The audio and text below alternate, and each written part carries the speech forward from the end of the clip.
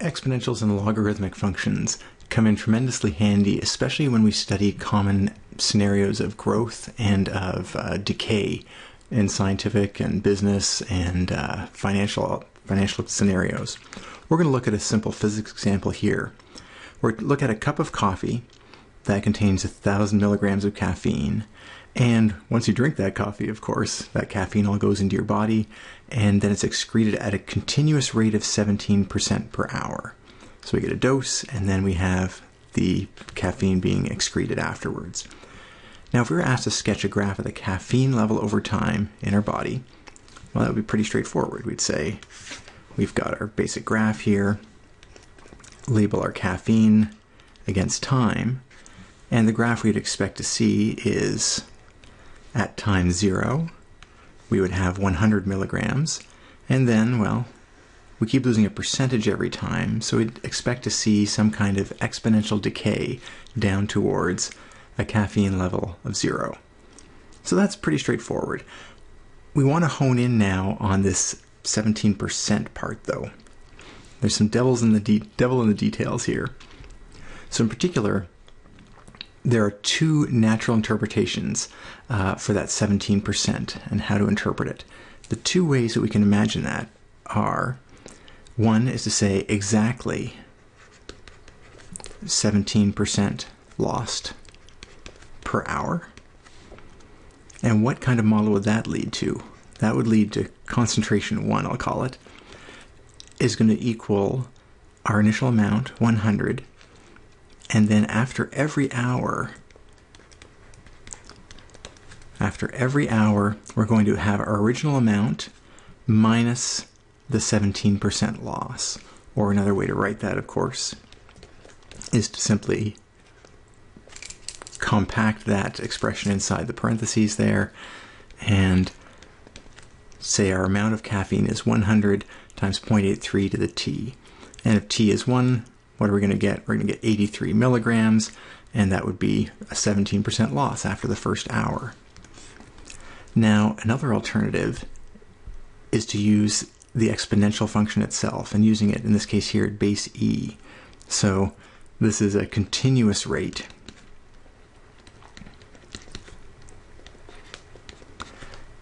And for those who've seen this before, it would be an e to the RT based model. And here we'd say caffeine 2, version 2, would be equal to 100 times e to the, what are we losing at a rate of negative 0.17 t. And let's see how that plays out. And just do a quick comparison here. At t equals 1, this first model predicts exactly 0.83 milligrams. At t equals 1 in this case, we predict exactly 100 times e to the minus 0.17. And to keep in the spirit of a 17% loss, this should be around 0.83. But because this is a slightly different interpretation, we get, we get 83.7 and an expanded decimal after that milligrams. So similar but not identical between these two models. We can make this difference even more apparent just to see in the longer term, after 10 hours, what do these two models predict? Well, the first model predicts simply subbing in 10 for our time here. And the second model, same thing, we sub in 10 for our time. And that will give us e to the minus 0.17 times 10. And if we do the calculation here, we're going to be going down from 100 milligrams down to 15.5 milligrams for this. And for the second model, the exponential model, the base E model more technically, that gives us 18.3 milligrams. All right. So that's interesting. These are similar, but not identical. And that means we need to be a bit careful because it's very easy for people to think they're talking about one and use the other, especially when you're communicating with other researchers. So what do we say about this, and which one would we use under which scenarios? Let's take a look at that. Because the question itself is a bit ambiguous, and we need to know how we can clarify that ambiguity before we go into a problem. For us in this class, the key phrase is going to be continuous rate. That continuous rate is going to lead immediately to us saying, whatever that rate here is, r, we're going to use that in a natural base e exponential e to the rt. And that's typically associated with things where we can measure instantaneous rates as well. So things like chemical reaction, gross population growth, and on the interest side and the finance side, continuously compounded interest. Other statements where you might learn about the growth at the end of a time period. So after 1 year, I had $5 more in my bank account. When you have that kind of statement and you're using that to compute a growth rate or a growth function, then those are typically of the form 1, your 100%, your current amount, plus your growth rate or minus your growth rate to the power of t. Just flipping back a page, that's exactly what we did here. We said, well, if we were to lose after 1 hour, we noticed we were down 17% or down to 83%. This would be the formula we would use, different from the base e natural exponential. All right, a couple of quick examples just to compare those.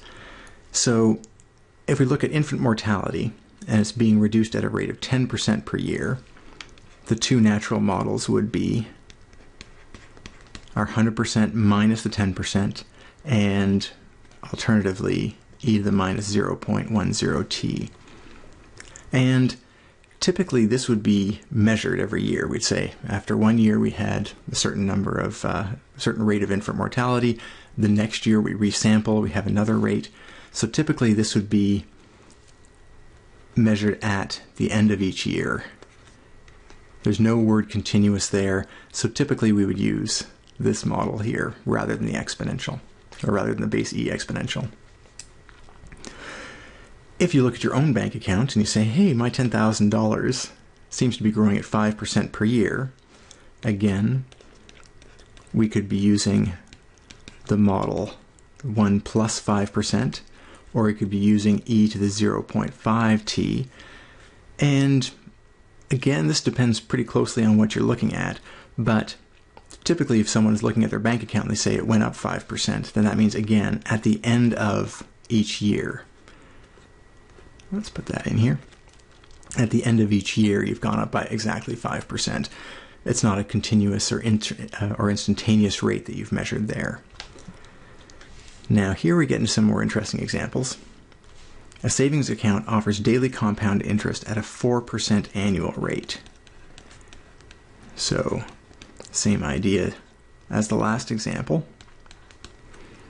And this would be one of the ones on those thresholds because there's a fine print here. Daily compound interest. In other words, it's compounded much more than annually, much more often. Oops. Much more often than annually. And what does that mean for us? It means that 4% is not what you're going to receive at the end of the year. You're actually going to receive more than 4% because your interest on your first day is going to get applied to the applied on the second day. That second day's interest is going to get interest on the third day. And so in fact, you're much closer to continuous growth with a rate of 4% when you're compounding daily. Now, it's a fine line. I mean, it's compounding once every 365 days, but that's pretty close to continuous in terms of the numeric calculation. So we would say that's close enough to continuous compounding. Then we'd have the classic example here. If someone says there's a continuous rate, then right away, if you're comparing we're growing at 125%, so that would be 1.25 as our rate, or e to the 1.25 here, to the t. As soon as we see the phrase continuous rate, that means that we're talking about an e to the rate times t model. So that should give you, I hope, some flavor of the differences or the key distinguishing features between, they're both exponential models, but an exponential model with 1 plus or minus the rate versus an e to the rate times time. Again, going back to our previous calculation, the differences aren't huge, especially in the short term. Again, for our model that we're looking at initially, the caffeine model, then, after 1 hour, the difference is fairly minor. Even after 10 applications of the exponential function, it's not a huge difference, but it does add up, and the longer you wait or the bigger your time value is, the more distinct the two models become. So it's worth at least considering the differences between them and where you might use one versus the other. All right, let's go back to that model in detail then. So we're going to say that we've got 100 milligrams of caffeine to start with, and we're going to now introduce the specific phrase continuous rate. With this, then, let's call it A of t now to distinguish it from our earlier models. Our A of t is 100 times e to the minus 0.17 times time.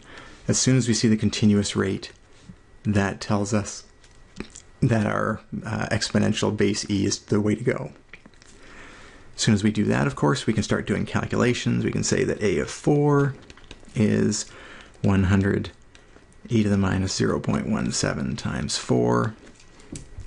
And if you run that through your calculator, you'll end up with approximately 50.66 milligrams. So at what time do we reach a specific caffeine level? Well, here we're going to do the reverse of the last example. We're going to set A equal to 10 and solve for t. And if that's the case, we're going to set 10 equal to 100 times e to the minus 0.17 times t, and that's what we're interested in. And of course, we want to solve for t as it's buried inside an exponent, then we're going to have to take logarithms. So here we pull our natural logarithm out, and 100 e to the minus 0.17 t, squeeze that in there, and with that statement, we can now simplify the exponential. We'll have ln of 10, and this is why we need to know our logarithm rules and get them clear. We have first a multiplication, so we have ln of 100 plus ln of the exponential. Let's do this in 2 stages to make it crystal clear. Ln of 100 plus the ln of the exponential, and then one more line. We can take the exponent out because the logarithm, it lets us bring the exponent out front, and then times ln of e. But ln of e is just ln to the 1, ln of e to the 1, and so that simplifies to 1. That's why it's nice to use the ln base e with the exponential base e, because we get those simplifications. All right, and then all we need to do is solve for t now. So we'll have ln of 10 minus ln of 100 all over negative 0.17 t, that's equal to t. And so that gives us t is approximately 13.5. If you grab your calculator and do that, approximately 13.5 hours. All right. Again, does that make sense? It's good if we have multiple parts to check against ourselves. Well, it took 4 hours to go down to 50, or go down by about half. And if we went down by half again to 25 and half again to 12, that would take 12 hours. And we're down here at 10, even lower than 12. So that seems like a pretty reasonable value, a little bit above 12 hours.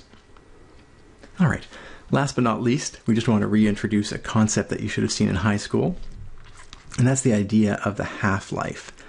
Every exponential decay function has a half-life associated with it. And what is it? It's a time value. So if we give you an exponential function, or you find an exponential function, you can always ask, well, what's the half-life of that function? And it's the time for the function to reach the initial amount and then divide it by 2. So how long does it take to cut in half?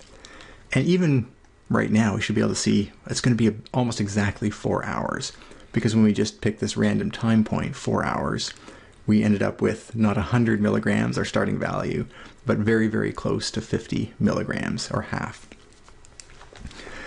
How do we actually solve for that, though? Well, to solve for it, we do exactly what we just did in the previous step. We have an amount that we want to identify the time for.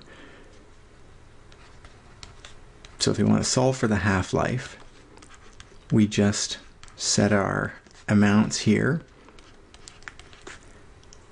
equal to our exponential decay here. Let's separate these out.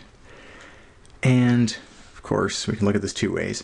This is a of 0 itself, or we can call this 100, whichever way you want to cancel things. Either way, these divide out. They're common on both sides. So we always get this simple expression when we're looking at half-lives that go down just to the rate. The initial amount doesn't matter, it ends up being canceled out, and we just ask, well, when does this exponential function shrink by a factor of a half? And if we start solving that, we go through exactly the same procedure we did here. We get ln of a half is negative 0.17 t, and that gives us t is approximately 4.07 hours. Again, does that make sense? Well, absolutely. We said after 4 hours we weren't quite down to 50%, so we'd have to go a little bit longer to actually reach 50%. So, absolutely. So this is the half-life of caffeine in the body, about 4 hours in this model. So that concludes our example of an exponential decay model, where we had to both understand the exponential functions and how we could use logarithms in a technical sense to help identify interesting time points coming out of that exponential model.